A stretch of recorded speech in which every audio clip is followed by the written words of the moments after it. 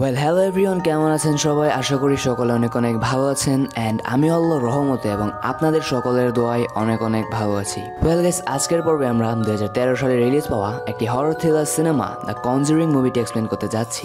এই সিনেমাটির আরও দুটি পর্ব রয়েছে, যেই পর্বগুলো আমি পরবর্তীতে আমার চ্যানেলে এক্সপ্লেন করে দিব। তো আপনাদের কাছে আমার কাইন্ডলি রিকোয়েস্ট থাকবে যে আমার চ্যানেলটিকে সাবস্ক্রাইব করে আমার চ্যানেলের পাশেই থাকবেন, যাতে এর পরের এক্সপ্লেনেশনগুলো আপনারা আমার চ্যানেল থেকে দেখে নিতে পারেন। তো গাইস, বেশি কথা না বাড়িয়ে চলে যাচ্ছি মূল ভিডিওতে। তো গল্পের শুরুতে আমাদেরকে দুজন কাপলকে দেখানো হয়। একজন হচ্ছে এড ওয়ারেন এবং আরেকজন তার স্ত্রী লরেন। তো আমরা দেখতে পাই তারা দুজনে একটি প্রেস কনফারেন্সে মানুষদেরকে নিজের ক্ষমতা সম্পর্কে বলছে। তো এখানে আমরা জানতে পারি তারা দুজনে প্যারানর্মাল অ্যাক্টিভিটি বা ভৌতিক ঘটনা নিয়ে রিসার্চ করে এবং এই বিষয়ে তাদের অনেক বছর এক্সপিরিয়েন্সও রয়েছে। তো এর পরের সিনে আমাদেরকে একটি পরিবারকে দেখানো হয় যারা একটি নতুন বাড়িতে শিফট হয়েছে। তো এখানে আমাদেরকে দুজন কাপলের সাথে পরিচয় করানো হয়। একজন হচ্ছে ক্যারোলিন এবং আরেকজন তার হাজব্যান্ড রজার, এবং তাদের সাথে তাদের 5 মেয়ে ছিল। তো আমরা দেখতে পাই তারা সবাই নিজেদের নতুন বাড়িতে প্রবেশ করলেও তাদের কুকুরটি সে বাড়িতে প্রবেশ করে না। আর যেমনটা আপনারা জানেন যে পশু পাখিরা কিন্তু প্যারানর্মাল অ্যাক্টিভিটি ফিল করতে পারে। তো রোজার তখন জোর করে সেই কুকুরটিকে বাড়ির ভিতরে নিয়ে যায়। তো এর পরের সিনে আমরা দেখতে পাই তাদের এক মেয়ে যার নাম হচ্ছে এপ্রিল, সে বাড়ির বাইরে একটি গাছের নিচে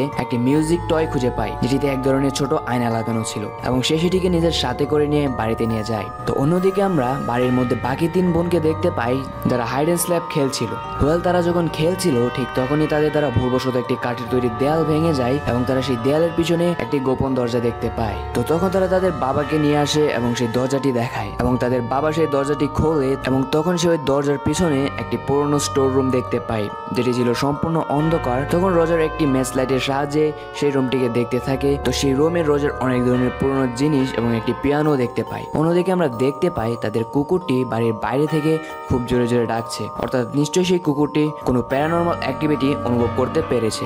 পরের দিন সকালে ক্যারোলিন ঘুম থেকে উঠে এবং সে দেখতে পায় তার পায়ে এক ধরনের আঘাতের চিহ্ন, কিন্তু সে জানে না সে কিভাবে আঘাত পেল। এর সাথে সে লক্ষ্য করে তাদের বাড়ির সব ঘড়ি 3:07 আটকে যায়। তো সাডেনলি সে তার ছোট মেয়ে এপ্রিলের চিৎকার শুনতে পায়। তখন ক্যারোলিন এবং রজার দৌড়ে বাড়ির বাইরে যায় এবং তারা দেখতে পায় তাদের কুকুরটিকে কেউ খুব নৃশংসভাবে মেরে ফেলেছে। তো এরপরে সিন শিফট হয় এবং আমরা এডওয়ার্ডেনকে দেখতে পাই যার বাড়িতে একটি স্পেশাল গোস্ট মিউজিয়াম ছিল। তো সেই গোস্ট মিউজিয়ামটিকে দেখার জন্য একজন প্রেস রিপোর্টার এডওয়ার্ডেনের বাড়িতে আসে। তো এখানে এড সেই প্রেস রিপোর্টারটিকে তাদের মিউজিয়ামটি ঘুরে ঘুরে দেখাতে থাকে এবং সে বলে যে এই রুমে রাখা প্রতিটি জিনিস ভৌতিক এবং এই জিনিসগুলোতে হয়তো কোনো ভূতে আসর করেছিল, আর নয়তো এই জিনিসগুলোকে কোনো জাদুটোনায় ব্যবহার করা হয়েছে। তো এখানে সেই রিপোর্টারকে একটি ডল দেখায় যেটির নাম হচ্ছে অ্যানাবেল। এই অ্যানাবেল ডলটি নিয়েও একটি মুভি রয়েছে, যদি আপনারা চান সেই মুভিটি আমি আমার চ্যানেলে এক্সপ্লেন করে দিব।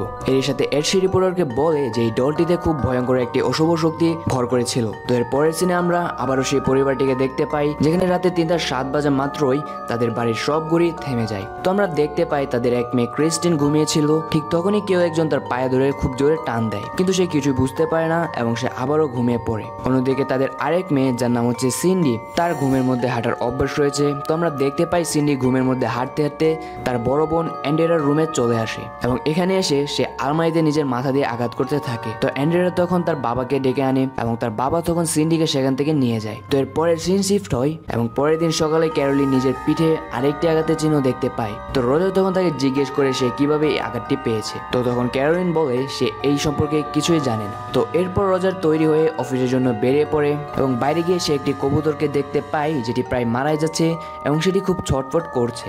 তো অন্যদিকে সব মেয়েরা স্কুলে চলে যায়। তখন বাড়িতে শুধু এপ্রিল এবং ক্যারোলিনই ছিল। তো আমরা দেখতে পাই এপ্রিল তার রুমে বসে কারোর সাথে কথা বলছে, যেটি শুনে ক্যারোলিন এপ্রিলের রুমে চলে আসে, কিন্তু সেই রুমে কাউকেই দেখতে পায় না এবং ক্যারোলিন সেই বিষয়টিকে তেমন সিরিয়াসলিও নেয় না। তো এপ্রিল তখন তোর মাকে রিকোয়েস্ট করে তার সাথে হাইড অ্যান্ড ক্ল্যাপ খেলার জন্য। তো ক্যারোলিন তখন রাজি হয়ে যায় এবং এপ্রিল তখন তার মায়ের চোখ বেঁধে দিয়ে লুকিয়ে পড়ে। তো ক্যারোলিন তখন এপ্রিলকে খুঁজতে খুঁজতে অ্যান্ড্রেরার রুমে চলে আসে। তখন আমরা দেখতে পাই সেই রুমে থাকা আলমারির দরজাটি আপনা আপনি খুলতে শুরু করে এবং সেই দরজা থেকে দুটি হাত বেরিয়ে তালি দেয়। তখন ক্যারোলিন ভাবে এপ্রিল হয়তো সেই আলমারিতে রয়েছে, বাট সাডেনলি এপ্রিল ক্যারোলিনের পিছন থেকে তাকে ডাক দেয়। তখন ক্যারোলিন নিজের চোখের বাঁধন খুলে ফেলে এবং সে অনেক ভয় পেয়ে যায় যে আলমারিটা কে খুললো বা সেই আলমারি থেকে তালি বা কে বাজালো। তো ক্যারোলিন তখন এই ব্যাপারটাকে তেমন সিরিয়াসলি নেয় না। তো রাতে যখন সবাই ঘুমোচ্ছিল তখনই কোনো অদৃশ্য শক্তি আবার আবারও ক্রিস্টিনের পা ধরে টান দেয়, কিন্তু এইবার সে আগের তুলনায় অনেক জোরে টান দেয়, যার ফলে ক্রিস্টিনের ঘুম ভেঙে যায় এবং সে অনেক ভয় পেয়ে যায়। তো তখনই সে লক্ষ্য করে দরজার পেছনে কেউ একজন রয়েছে এবং সে ক্রিস্টিনকে বলছে যে সে তাকে এবং তার পুরো পরিবারকে মেরে ফেলবে। তখন সে চিৎকার করে ওঠে এবং সেখানে তার মা বাবা এবং তার বোন চলে আসে। তখন ক্রিস্টিন সবাইকে সবকিছু খুলে বলে, কিন্তু সবাই ভাবে ক্রিস্টিন হয়তো কোনো দুঃস্বপ্ন দেখেছে। তো পরের দিন সকালে আমরা দেখতে পাই ক্যারোলিনের শরীরে আরেকটি আঘাতের চিহ্ন, যেটি নিয়ে ক্যারোলিন একটু দুশ্চিন্তায় ছিল। তো এরপর ক্যারোলিন বাচ্চাদেরকে চেক করার জন্য তাদের রুমে যায়, কিন্তু সেখানে গিয়ে সে দেখতে পায় সকল বাচ্চারা ঘুমিয়ে রয়েছে। তখন সে দেখতে পায় বাড়ির দেয়ালে লাগানো সকল ছবি আপনা আপনি পড়ে যেতে থাকে, যেটি দেখতে পেয়ে ক্যারোলিন ভীষণভাবে ভয় পেয়ে যায়। তখনই সে একটি মেয়ের কান্নার আওয়াজ শুনতে পায়। তখন সে ওই আওয়াজটি অনুসরণ করতে করতে বেসমেন্টে চলে যায়, কিন্তু সেখানে গিয়ে সে কাউকে দেখতে পায় না। তখন ক্যারোলিন সেই বেসমেন্ট থেকে বেরোতে যাচ্ছিল, ঠিক তখনই সেই বেসমেন্টের দরজাটি আপনা আপনি বন্ধ হয়ে যায় এবং যার ফলে ক্যারোলিন সিঁড়ি থেকে পড়ে যায় এবং সে ওই বেসমেন্টে চলে যায় এবং সে দেখতে পায় কেউ তার দিকে একটি বল ছুঁড়ে মেরেছে। তো সে যখন সেই বলটির দিকে তাকিয়েছিল, ঠিক তখনই কেউ একজন তার কানের কাছে এসে তালি বাজায়। অন্যদিকে আমরা দেখতে পাই সিন্ডি আবারও অ্যান্ড্রেরার রুমে গিয়ে আলমারিতে নিজের মাথা দিয়ে আঘাত করছে। তখনই অ্যান্ড্রেরা এসে সিন্ডিকে থামায় এবং নিজের সাথে করে নিয়ে বিছানায় শুইয়ে দেয়। তখনই তার রুমে থাকা আলমারিটি আপনা আপনি খুলে যায়। তো অ্যান্ড্রেরা যখন সেই দরজাটি বন্ধ করতে যায়, ঠিক তখনই সে তার আলমারির উপরে একটি মহিলার আত্মাকে দেখতে পায়, যেটি অ্যান্ড্রেরার উপর আক্রমণ করে বসে। অন্যদিকে রজারও অফিস শেষ করে বাড়িতে ফিরে আসে এবং সে বাড়িতে এসে সবার চিৎকার চেঁচামেচি শুনতে পায়। তখন সে প্রথমে ক্যারোলিনকে বেসমেন্ট থেকে উদ্ধার করে এবং এরপর সে তার সকল মেয়েদের কাছে গিয়ে পৌঁছয় এবং তাদের সবাইকে শান্ত করে। তো এর পরের সিনে আমরা এড এবং লরেনকে দেখতে পাই, যারা একটি বড় ইউনিভার্সিটিতে প্যারানর্মাল অ্যাক্টিভিটি নিয়ে সবার সাথে ডিসকাস করছিল। তো আমরা দেখতে পাই সেখানে ক্যারোলিনও উপস্থিত ছিল। তো এরপর ক্যারোলিন এড এবং লরেনের সাথে দেখা করে এবং তাদেরকে সবকিছু খুলে বলে এবং তাদেরকে নিয়ে নিজেদের বাড়িতে যায়। তখন রজার তাদেরকে নিজেদের বাড়িতে ঘটে যাওয়া সকল কিছু খুলে বলে। তখন লরেন বাড়ির বেসমেন্টে যায় এবং সে গিয়ে বুঝতে পারে যে এই বাড়িতে নিশ্চয়ই খারাপ কিছু রয়েছে। তখন লরেন একা এপ্রিলের সাথে কথা বলতে চায় এবং তাকে জিজ্ঞেস করে সে কার সাথে একা একা কথা বলে। এপ্রিল তখন তাকে বলে তার বন্ধুর সাথে সে কথা বলে, যে এই বাড়িতেই রয়েছে। তখন লরেন এপ্রিলের কাছ থেকে সেই মিউজিক টয়টি চায়। তখন এপ্রিল তাকে সেই মিউজিক টয়টি দিয়ে দেয় এবং লরেন তখন সেই মিউজিক বক্সে লাগানো আয়নাটির মধ্যে একটি বাচ্চা মেয়ের আত্মা দেখতে পায়। এরপর লরেন সেই গাছটির নিচে এসে পৌঁছয়, যেখানে এপ্রিল সেই মিউজিক বক্সটি পেয়েছিল। তখনই হঠাৎ লরেন এডের পিছনে একটি অশুভ শক্তির ঝুলন্ত শরীর দেখতে পায়, যেটি দেখে সে পুরোপুরি নিশ্চিত হয়ে যায় যে এই বাড়িতে নিশ্চয়ই কোনো অশুভ শক্তি রয়েছে। এরপর লরেন ক্যারোলিন এবং রজারকে সবকিছু খুলে বলে। সে বলে যে এই অশুভ আত্মা তাদের পিছনে লেগে গিয়েছে, এখন যদি তারা এই বাড়ি ছেড়ে চলেও যায় এরপর সেই আত্মা তাদের পিছু ছাড়বে না। তো তারা বলে যে তারা এই বাড়িতে এক্সোরিজম অর্থাৎ জাদুটোনা করবে, যার কারণে তাদেরকে চার্চের জিনিসপত্র এবং সেখানকার অনুমতিও নেওয়া লাগবে। লরেন তাদেরকে বলে যে এই বাড়িতে অনেকগুলো অশুভ শক্তি রয়েছে, কিন্তু এদের মধ্যে এমন একটি আত্মা রয়েছে যে সবার চেয়ে শক্তিশালী, আর সেই তাদের সাথে এরকম করছে। তো এরপর রাতে এড একটি রেকর্ডার চালু করে, যেটিতে সে ক্যারোলিন এবং রজারের কথা রেকর্ড করে নিয়ে এসেছিল। কিন্তু সে অনেক শকড হয়ে যায় এটা দেখে যে রেকর্ডিং এ শুধু তার আওয়াজ শোনা যাচ্ছে, রজার এবং ক্যারোলিনের কোনো কথাই সেই রেকর্ডারে রেকর্ড হয়নি। তখন লরেন এডকে সেই বাড়ির রহস্য সম্পর্কে বলতে থাকে। সে বলে যে ওই বাড়িটিতে একজন লোক তার স্ত্রীকে নিয়ে বসবাস করত এবং সেই লোকের স্ত্রীটি বিভিন্ন রকমের কালো জাদু করত এবং সে শয়তানকে খুশি করার জন্য তার বাচ্চা মেয়েকে কুরবানি দিয়ে দেয়। কিন্তু এই জিনিসটা তার স্বামী দেখে নেয়।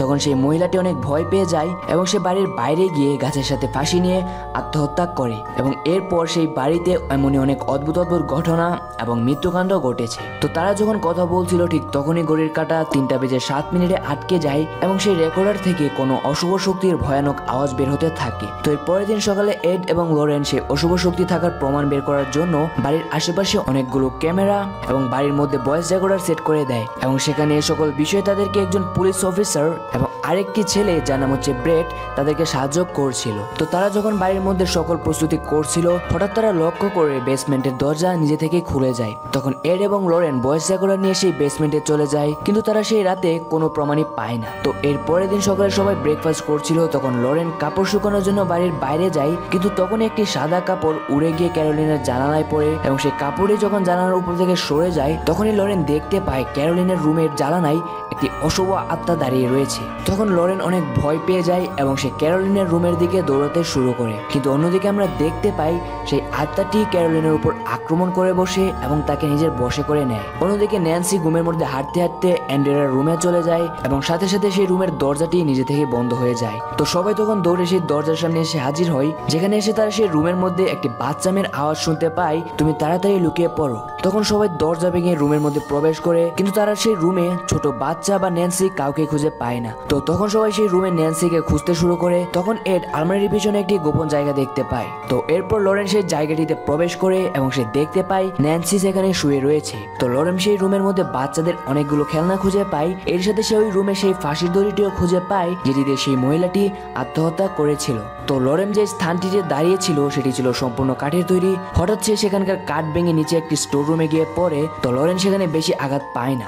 লরেন তখন সেখানে ওই মিউজিক বক্সটি খুঁজে পায়। তো সে ওই মিউজিক বক্সটি খুলে তখন সে ওই মিউজিক বক্সের আয়নার মধ্যে একটি বয়স্ক মহিলার আত্মা দেখতে পায়, যে অনেক কান্না করছে এবং লরেনকে বলছে ওই আমাকে দিয়ে এসব করিয়েছে। এটি বলে সেই মহিলার আত্মাটি সেখান থেকে উধাও হয়ে যায় এন্ড সাডেনলি সেখানে ওই অশুভ আত্মাটি চলে আসে, যাকে দেখে লরেন অনেক ভয় পেয়ে যায় এবং সে তখন ওই স্টোর রুম থেকে পালাতে শুরু করে। কিন্তু সে যখন ওই রুমটি থেকে পালাতে যাচ্ছিল ঠিক তখনই সেই আত্মাটি লরেনের গলার নেকলেসের টেনে ধরে, যেটি লরেনের মেয়ে তাকে গিফট করেছিল। তো আমরা দেখতে পাই লরেনের নেকলেসটি সেই স্টোর রুমেই ছিঁড়ে পড়ে যায়। তখন লরেন ছুটে বাইরে আসে এবং সে সবাইকে বলে যে সেই আত্মাটি যেমন নিজের বাচ্চাকে মেরেছে তেমনি সে অন্য সকল মায়েদেরকে বশে করে তাদের হাতে নিজেদের সন্তানদের হত্যা করাতে চায় এবং সে বলে যে ওই আত্মাটি এখন আস্তে আস্তে ক্যারোলিনকেও বশে করে ফেলছে। তো তারা যখন কথা বলছিল ঠিক তখনই কোনো একটি অদৃশ্য শক্তি ন্যান্সির চুলে ধরে টেনে নিয়ে যেতে শুরু করে এবং সে অদৃশ্য শক্তি ন্যান্সিকে এদিক থেকে ওদিক টানতে থাকে, যার ফলে ন্যান্সি অনেক আঘাত পায়। তখন লরেন একটি কেচি দিয়ে ন্যান্সির চুল কেটে দেয়। তো এত সবের ফলে সবাই অনেক ভয় পেয়ে যায় এবং রজার তখন সিদ্ধান্ত নেয় যে তারা সেই বাড়ি ছেড়ে চলে যাবে। তখন এড রজারের সাথে কথা বলতে থাকে।